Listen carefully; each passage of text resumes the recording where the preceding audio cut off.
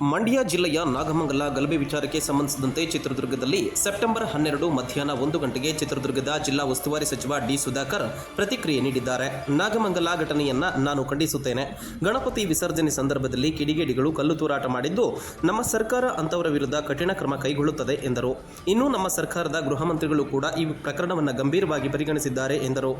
ಇನ್ನು ಇದೇ ವೇಳೆ ಮಾತನಾಡಿದ ಅವರು ಸಿದ್ದರಾಮಯ್ಯ ಪ್ರಾಸಿಕ್ಯೂಷನ್ ಕೇಸ್ ವಿಚಾರವಾಗಿ ಮಾತನಾಡಿ, ಸಿದ್ದರಾಮಯ್ಯ ಪರ ನ್ಯಾಯಾಲಯದಲ್ಲಿ ತೀರ್ಪು ಬರುವ ವಿಶ್ವಾಸವಿದ್ದು ಸಿದ್ದರಾಮಯ್ಯ ಅವರೇ ಮುಖ್ಯಮಂತ್ರಿಯಾಗಿ ಮುಂದುವರಿಯುತ್ತಿದ್ದು 136 ಶಾಸಕರು ಕೂಡ ಸಿದ್ದರಾಮಯ್ಯ ಪರ ಇದ್ದೇವೆ ಎಂದು ತಿಳಿಸಿದರು.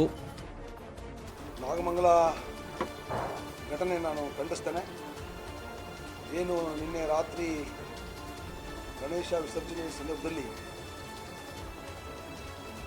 ಕೆಲವು ಕಿಡಿಗಳಿಗೆ ಅವರವರೇ ಕಲ್ಲು ತೂರಾಟ ಮಾಡಿದ್ರಿಂದ ನಾನು ಟಿವಿಯಲ್ಲಿ ಗಮನಿಸಿದ್ದೇನೆ. ಸೊ ಇದು ಖಂಡನೀಯ.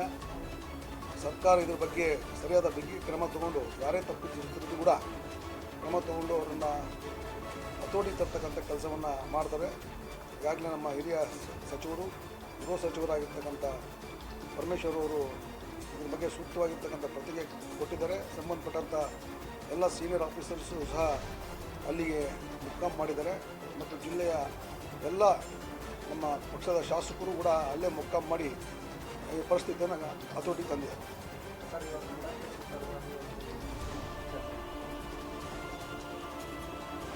ಕೋರ್ಟ್ ವಿಚಾರ ನಾನು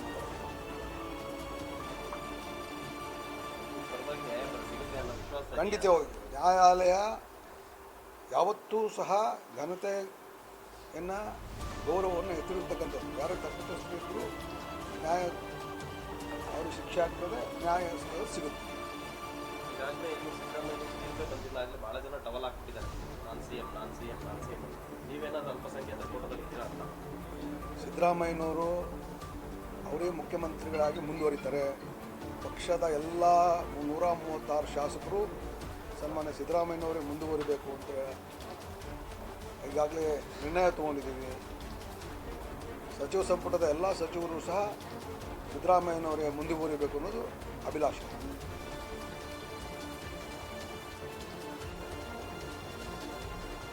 ತೇಜಸ್ವಿ ಸೂರ್ಯ ಅವರು ಪಾಪ ಹಿಂದೂಗಳಿಗೆ ರಕ್ಷಣೆ ಇಲ್ಲ, ನಾವೆಲ್ಲ ಹಿಂದೂಗಳೇ, ಎಲ್ಲ ಕಡೆಯೂ ರಕ್ಷಣೆ ಇದೆ. ಈ ಸರ್ಕಾರ ಜಾತ್ಯತೀತವಾಗಿ ಎಲ್ಲ ವರ್ಗಗಳಿಗೆ ನ್ಯಾಯ ಕೊಡ್ತಕ್ಕಂಥ ಕೆಲಸವನ್ನು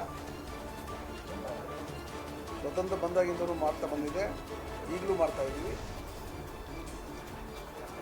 ಇರೋದೇ ಹಿಂದೂಗಳು, ಎಲ್ಲರೂ ಹಿಂದೂಗಳೇ. ಸೊ ಎಲ್ಲರಿಗೂ ಹಿಂದೂಗಳು ಇರ್ಬೋದು, ಬೇರೆ ಬೇರೆ ವರ್ಗ ಇರ್ಬೋದು, ಎಲ್ಲರ ರಕ್ಷಣೆ ಮತ್ತು ನ್ಯಾಯ ಕೊಡ್ತಕ್ಕಂಥ ಕೆಲಸವನ್ನು ನಮ್ಮ ಸರ್ಕಾರ ಮಾಡ್ತೀವಿ.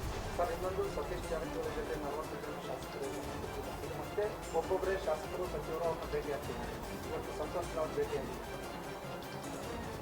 ಪಕ್ಷದ 136 ಶಾಸಕರು ಕೂಡ ಪಕ್ಷದ ಪರವಾಗಿ ಗಟ್ಟಿಯಾಗಿದ್ದಾರೆ.